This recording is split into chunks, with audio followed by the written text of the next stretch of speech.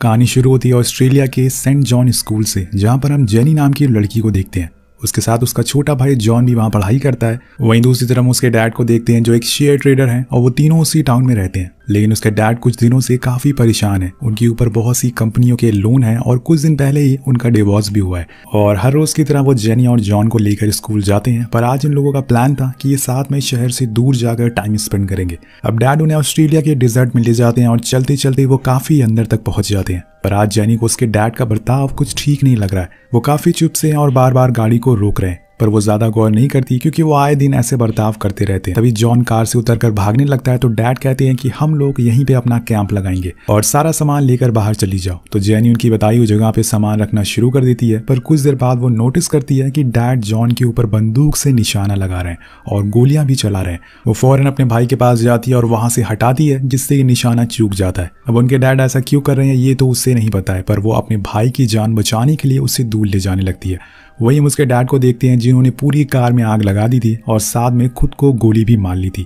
अब ये देखकर जेनी बहुत ही ज्यादा डर जाती है। उसे समझ नहीं आता कि उसके डैड ने ऐसा क्यों किया।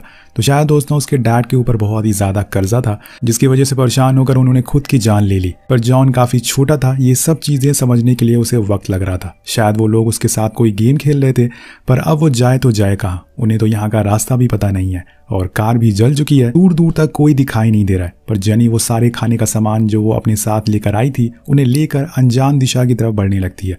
उसे नहीं पता कि यह रास्ता कहाँ जाता है, वो बस चले जा रही थी। ऊपर से ये खून जला देने वाली गर्मी जिसमें जॉन ज्यादा देर तक सरवाइव नहीं कर पाएगा, लेकिन जैसे तैसे करके उन्हें यहाँ से बाहर निकलना ही होगा। वो दोनों पूरा दिन चलते रहते हैं, पर रात में एक ऊंची जगह पर रुकने का फैसला करते हैं। अब जेनी जो खाना लेकर आई थी वो उन्हें खा लेते हैं, लेकिन अब खाना खत्म हो रहा है, जिसके बाद वो सो जाते हैं क्योंकि चलते हुए दोनों बहुत ही ज्यादा थक चुके थे। सुबह होते ही वो फिर से चलना शुरू कर देते हैं। कुछ ही दूरी पर उन्हें एक चट्टान मिलती है जहां से शायद उन्हें आगे का रास्ता दिख सके, तो दोनों उस पर चढ़ना शुरू कर देते हैं। बड़ी ही मुश्किलों से चढ़ने के बाद उनके हाथ कुछ नहीं आता और दूर दूर तक बंजर रेगिस्तान था और उसके अलावा कुछ नहीं था। और ये देखकर वो वापस नीचे आ जाते हैं और बचे हुए खाने को खाते हैं। अब उन्हें किसी आदमी की तलाश थी जो इनकी मदद कर सके, यहाँ से उन्हें निकाल सके। लेकिन ऑस्ट्रेलियन डिजर्ट इतना बड़ा था कि इसे पैदल तो पार कर पाना नामुमकिन के बराबर था। वो दोनों फिर से रात वहीं गुजारते हैं और ऐसे ही समय बीता रहता है, लेकिन ये दोनों वहीं के वहीं फंसे रहते हैं।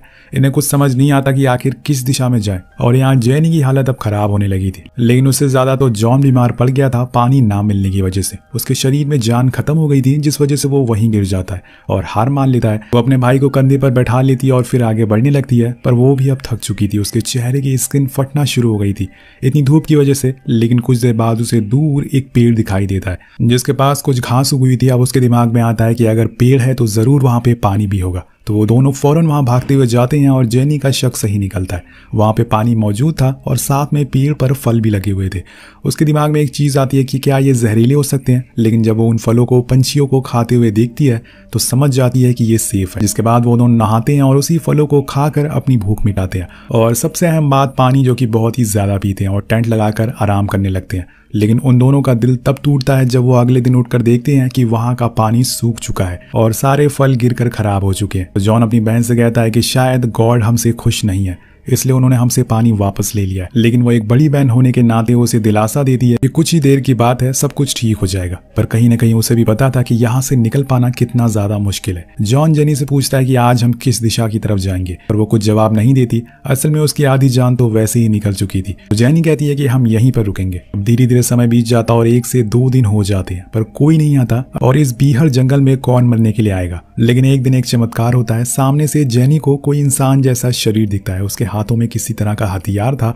अब धीरे धीरे जब वो करीब आता है तो वो असल में एक कबीले का लड़का था जिन्हें वॉकआउट कहा जाता है, जिसका नाम ये पूरी कहानी लिखी गई है। और इस लड़के का नाम युगोलो होता है। वो अपनी भाषा में इन लोगों से पूछता है कि आखिर तुम लोग यहाँ क्या कर रहे हो। तो जेनी इंग्लिश में जवाब देती है कि हम फंस चुके हैं और हमें थोड़ा सा पानी चाहिए। लेकिन वो कुछ भी समझ नहीं पाता कि आखिर ये क्या कह रही है। जेनी बहुत कोशिश करती है कि कैसी भी करके उसे समझ आ जाए, पर वो कुछ फायदा नहीं होता और वो लड़का जाने लगता है। लेकिन तब जॉन उसे एक इशारा करके बताता है जिससे वो हंसने लगता है और उन्हें फौरन उसी पेड़ के पास लेकर जाता है और एक लकड़ी डालकर नीचे दबे हुए पानी को ऊपर लाता है। दरअसल दोस्तों पानी वहां पर खत्म नहीं हुआ था, बल्कि धरती के और अंदर चला गया था। अब वो दोनों पेट भर कर पानी पीते हैं। अब यहाँ जेनी के पास युगोलो के साथ जाने के अलावा कोई भी ऑप्शन नहीं था। वो उसके साथ ही आगे बढ़ने का डिसाइड करती है और तीनों लोग धीरे धीरे आगे चलने लगते। बीच में जॉन को कुछ जंगली ऊंट भी दिखते हैं जो उसने आज से पहले कभी नहीं देखे थे। इसके बाद यूगोलो अब शिकार करने जाता है। वो अभी नया नया वॉकआउट बना हुआ, जिस वजह से उसका कई बार निशाना भी चूक जाता है, लेकिन आखिर बार वो हिरन को मार गिराता है। और उसने खुद के साथ साथ उन दोनों का भी खाने का इंतजाम कर दिया था। यहाँ हमें आज की दुनिया का भी एक सीन दिखाया जाता है कि कैसे इंसान फ्रिज से निकालकर बड़ी आसानी से खाने को खा लेता है, लेकिन ये लोग अपने खाने को बहुत ही मुश्किल से हासिल कर पाते हैं और तब जाकर अपनी भूख को मिटाते हैं। अगर किसी दिन शिकार नहीं मिला तो इन्हें वो दिन भूखे ही सोना पड़ता है। अब यूगोलो उस हिरन को पकाकर सबको खिलाता है और खाते टाइम वो जेनी से बहुत सारी बातें करता है, जो शायद उसके कबीले की हो या फिर उसके परिवार के बारे में हो। पर यहाँ एक चीज़ जेनी की समझ में नहीं आती, क्योंकि वो क्या बोल रहा है उसे कुछ भी समझ नहीं आ रहा था, उसकी भाषा समझ नहीं आ रही थी। तभी जॉन उसे एक ब्रिटिश सोल्जर का टॉय देता है, लेकिन वो उसे फेंक देता है, क्योंकि ब्रिटिश ने उनके कबीले को तबाह कर दिया था और ब्रिटिश ने ही उनके पूरे रेगिस्तान जो कि उनका जंगल है उसको बंजर बना दिया है, इसलिए वो ब्रिटिश को पसंद नहीं करता। और अगले सीन में हम यूगोलो के कबीले के लोगों को देखते हैं, जो उसी जगह पे इकट्ठा थे जहाँ पे जेनी के डैड ने कार जलाई थी।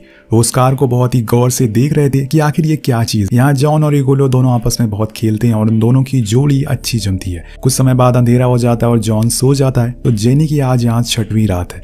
वो बस इसी इंतजार में है कि जल्दी से वो अपने घर पहुंच जाए। उसका पूरा शरीर पे छाले पड़ गए हैं।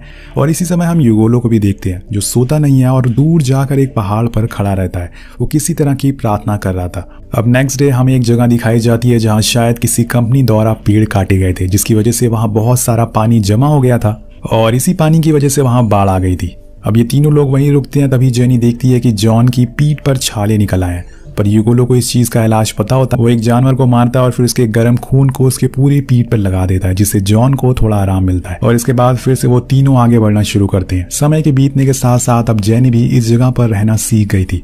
उसे अब ज्यादा परेशानी नहीं हो रही थी। वहीं जॉन और यूगोलो की काफी अच्छी दोस्ती हो गई थी। वो दोनों इशारों में बहुत सारी बातें करते थे। वहीं यूगोलो ने जेनी के लिए एक छाता भी बनाया था ताकि उसे धूप ना लगे। कुछ देर बाद हम देखते हैं कि यूगोलो उन्हें एक चट्टान के पास ले जाता है, जहाँ के पत्थरों पे उसके कबीले के लोगों ने कुछ अद्भुत पेंटिंग बनाई थी जो बेहद ही खूबसूरत थी। वो उन दोनों को उन पेंटिंग के जरिए अपने कल्चर के बारे में बताना चाह रहा था। उस पेंटिंग में कई जानवर भी थे जिन्हें कुछ लोग मार रहे हैं और वो विलुप्त हो रहे हैं। अब ये सब देखकर जेनी सोचती है कि शायद इसने पहले किसी व्हाइट स्किन वाले आदमी को नहीं देखा है, तभी हमें ये सब बता रहा है। शायद यूगोलो इस डिजर्ट से बाहर कभी गया ही नहीं है और ये बात सच भी होती है। उसने जब से जन्म लिया है वो इसी रेगिस्तान में घूम रहा है। अब कहानी आगे बढ़ती है और जेनी पास के ही तालाब में नहाने चली जाती है और तब जॉन और यूगोलो शिकार पर निकल जाते हैं। वो एक छोटे जानवर को मारते हैं और फिर उसको ही खाते हैं। इसी दौरान उन्हें एक बैलून मिलता है जो पास के ही एक रिसर्च टीम का था, लेकिन उन तीनों को लगता है कि शायद ये बहुत दूर सर उड़ के आया, तभी वो उस पर ध्यान नहीं देते और फिर आगे बढ़ जाते हैं। अब कुछ दूर चलने के बाद उन्हें एक झोपड़ा टाइप घर दिखता है, जिसे देखने के बाद जेनी तेजी से भागते हुए अंदर जाती है, पर वो पूरा झोपड़ा खाली होता है और ये जानकर वो निराश हो जाती है। उसे लगा था कि शायद यहाँ कोई रहता है। अब इसके बाद यूगोलो उसके पास आता है, जो बहुत सी बातें करने की कोशिश करता है, लेकिन यूगोलो की एक भी बात वो समझ नहीं पाती। दरअसल दोस्तों, कहानी के शुरू से ही यूगोलो ने जब से जेनी को देखा है वो उसे पसंद करने लगा है और आज उसने अपने प्यार का इजहार किया था, पर जेनी बिना कुछ जवाब दिए वहां से चली जाती है। हालांकि उसे कुछ समझ ही नहीं आता कि वो क्या बोलना चाह रहा है और इस बात से यूगोलो काफी उदास हो जाता है। उसे लगता है कि जेनी उसे पसंद नहीं करती और कुछ समय बाद वो जॉन को लेकर शिकार पर चला जाता है। अब वो दोनों भटकते हुए जंगल के रास्ते से रोड पर आ जाते हैं, जो मे भी शहर की तरफ जाता हो। लेकिन चौंकाने वाली बात ये थी कि यूगोलो जॉन को रोड से दूर ले जाने लगता है। हालांकि वो बोलता है कि ये मेन रोड है, पर उसने जो अपने बड़ों से सीखा है कि रोड पर खतरा है और कबीलों वालों ने उसे रोड यानी कि शहर से दूर रहने को कहा है, वही वो आज कर रहा है। इसलिए वो जॉन को लेकर वहां से चला जाता है। इसके बाद वो एक भैंस का शिकार करने लगता है, लेकिन तभी एक गोली की आवाज सुनाई देती है। वो देखता है कि वहां पर दो लोग अपनी जीप से आते हैं और उनके पास स्नाइपर बंदूक थी, जिससे कि वो दूर से ही शिकार कर लेते हैं और अपने शौक के लिए न जाने उन्होंने कितने जानवरों को मारा है। वो उन्हें मारने के बाद अपने साथ नहीं ले जाते, बल्कि सड़ने के लिए वहीं छोड़ देते हैं। ये सब देखकर यूगोलो मन ही मन सोचता है कि ये गलत तरीका है शिकार करने का, लेकिन कहीं ना कहीं उसे खुद पर डाउट भी होता है कि क्या वो एक अच्छा वॉकआउट नहीं बन पाया है और तभी वो उनकी तरह जल्दी शिकार नहीं कर पा रहा है। वो उनके हाथ में रखी बंदूक को समझ नहीं पा रहा था कि असल में वो क्या चीज है और ये सारी बातें सोचकर वो उदास हो जाता है और वापस लौट आता है। जेनी उसे आवाज देती है पर वो सुनता नहीं और कुछ देर बाद हम देखते हैं कि वो वापस कहीं और जा रहा है। असल में उन्हीं मरे हुए भैंसों के बीच में जाकर वो लेट जाता है जिन्हें उन लोगों ने मारा था और इनकी तादाद बहुत ही ज्यादा थी। उसने अपने पूरे शरीर पर उन भैंसों की राख लगा ली थी। उसके दिमाग में क्या चल रहा है ये असल में किसी को पता नहीं होता, लेकिन इसके बाद वो उसी तरह आकर जेनी के सामने डांस करने लगता है। उसने अपने पूरे शरीर पर उन भैंसों की राख लगा ली थी। दरअसल दोस्तों, ये उसके कबीले का कल्चर है कि अगर किसी सामने वाले को बताना है कि वो उसे पसंद करता है या फिर वो उसे बात करना चाहता है तो उसे इस तरह से डांस करना होगा। होगा, लेकिन यहाँ तो उल्टा ही हो जाता है। जेनी उसकी ऐसी हालत देखकर डर जाती है और भाग जाती है, लेकिन यूगोलो वैसे ही डांस करता रहता है। सुबह से दोपहर हो जाती है और दोपहर से शाम और फिर रात हो जाती है, लेकिन वो रुकता नहीं है। वो तब तक डांस करता रहेगा जब तक जेनी आकर उसके साथ डांस ना करे, लेकिन ऐसा पॉसिबल हो ही नहीं पाता क्योंकि जेनी उसे समझ नहीं पा रही थी कि वो क्या कहना चाह रहा है। अब देर रात जेनी और जॉन बातें कर रहे होते हैं तो वो उसे कहती है कि अब हम कल यहाँ से चले जाएंगे। तो वो कहता है कि कैसे, उस रोड से? तो वो कहती है कि कौन सा रोड? तो जॉन बताता है कि जब मैं यूगोलो के साथ गया था तो मैंने वहाँ एक रोड देखा था, उसने बताया नहीं क्या तुम्हें? तो जेनी शॉक थी कि आखिर उसने उन्हें इस रोड के बारे में क्यों नहीं बताया। उन्हें इस बात का जरा भी अंदाजा नहीं था कि यूगोलो नहीं चाहता कि वो दोनों से दूर जाए क्योंकि वो उन्हें पसंद करने लगा था, लेकिन रियलिटी में ऐसा हो नहीं सकता, उन्हें शहर जाना ही होगा। अब यही सब बात करते हुए दोनों सो जाते हैं कि अगले दिन वो फिर से रोड की तरफ जाएंगे, लेकिन हम देखते हैं कि अभी भी यूगोलो डांस कर रहा है। वो पूरी रात डांस करता रहता है। सीन शिफ्ट होता है सुबह के उजाले में। दोनों तैयार होकर यहाँ से निकलने लगते हैं। तभी जेनी पूछती है कि यूगोलो कहाँ है, पर जॉन को उसके बारे में कुछ भी पता नहीं था। जेनी को लगता है कि शायद वो अपने घर वापस चला गया हो, लेकिन जब वो दोनों घर से बाहर निकलते हैं तो उन्हें वहां पर पेड़ से लटकती हुई यूगोलो की लाश मिलती है। अब ये देखकर सबसे ज्यादा जेनी शॉक हो जाती है क्योंकि कल ही तो उसने उससे बात करी थी और कल तक वो बिल्कुल ठीक था। आज यूगोलो ने ऐसा क्यों किया? वो उसके शरीर पर लगी चींटियों को हटाती है और आगे बढ़ जाती है क्योंकि अब यहाँ पर रुकने का कोई भी फायदा नहीं है। पर आखिर यूगोलो ने ऐसा क्यों किया? क्या वो एक अच्छा वर्कआउट नहीं बन पाया? उसने इतने सालों तक अभी तक शिकार करना नहीं सीखा था? क्या इन सब वजह से उसने ऐसा किया, या फिर जेनी ने उसका प्रपोजल एक्सेप्ट नहीं किया इसलिए उसने ये कदम उठा लिया? आपको क्या लगता है नीचे कमेंट करके जरूर बताइएगा। इसके बाद हम देखते हैं कि वो दोनों को आगे काफी दूर पर एक कैंप दिखता है जहाँ पे एक फैक्ट्री थी, वहां पर वर्कर रहते थे। जेनी उनसे बात करने की कोशिश करती है और उन्हें इंग्लिश आती थी, जिस वजह से वो उनकी मदद करते हैं और उन्हें शहर तक लाकर छोड़ देते हैं। अब समय बीत जाता है और जेनी बड़ी हो चुकी है और अब उसकी शादी भी हो चुकी है, लेकिन उसके ख्यालों में अभी भी यूगोलो ही है। उसे इतने सालों के बाद भी आज वो सारी चीजें याद है जो उसने उसे सिखाई थी, लेकिन उसके मन में एक सवाल हमेशा रहता है कि आखिर उसने खुद की जान क्यों दी। तो दोस्तों, ऑस्ट्रेलिया में एक कबीला है एबोरिजिन, जहाँ के बच्चे जब भी 16 साल के हो जाते हैं तो उन्हें 4 महीने के लिए जंगलों में भेजा जाता है, जिससे कि वो खुद को जीने का तरीका सीख सके और सरवाइव कर सके, और इसी पूरे प्रोसेस को वॉक अबाउट कहा जाता है। और ये पूरी कहानी एक वॉक अबाउट यूगोलो की थी। ये कहानी आपको कैसी लगी नीचे कमेंट करके जरूर